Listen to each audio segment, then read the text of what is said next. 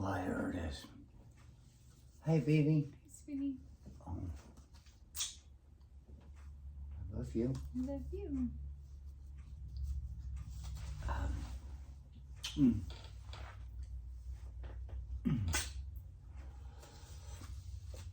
I was out in a place today and I started thinking about things. I started thinking about the people that run things and the people that are at the bottom that are actually running things. You can talk all you want about it. If you think you're the smartest person in the room, you got to get out. Because why would you want to be hanging out with a bunch of dumbasses? But all the while, you can also say, we all got here somehow. And so you have to weigh those odds. But you start talking about the mentality of people. And I started thinking about people that I know of, and it occurred to me that it could relate to that poor guy. You know, you take somebody that they're trying to find a mental state for him, like that's gonna do anything. You got a total maniac that everybody's afraid of. They must be afraid of him, otherwise they would be talking against him. What the hell's this guy got going on? You take somebody that everybody's afraid of, and, well, they're putting names on him. I stopped because I said, hell with this, I need a cigarette. And I went and I picked something up off the ground and I wrote on it. And I said, this is shit. And what I come up with this poor guy that they're calling him a narcissist. They're calling him a pathological liar. They're even bringing up stupidity. But they're leaving one psychological deficit off his name, and it is role conflict.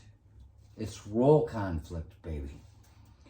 Role conflict is you're a student, you go to school, and you focus on your schooling, but when you leave, you go to your second job, and you focus on your job. You do not connect those two worlds. That's a good state of mental health.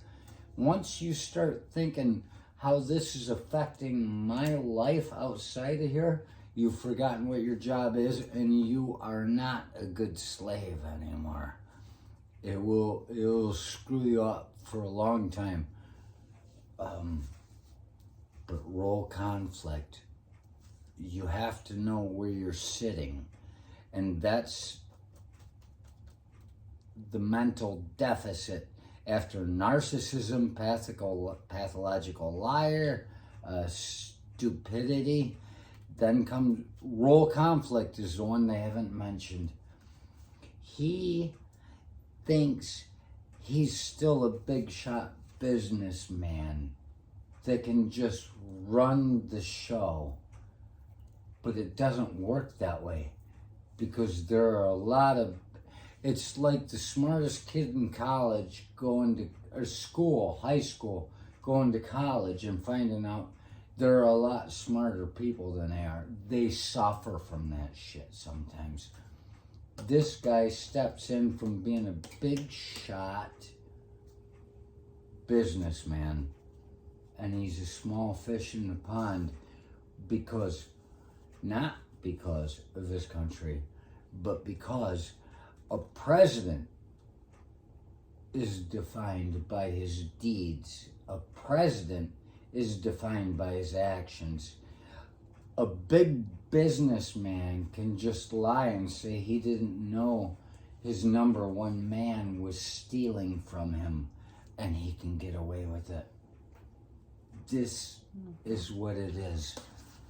This is what people really... Gosh, could somebody please send this to all the people that don't talk to me anymore.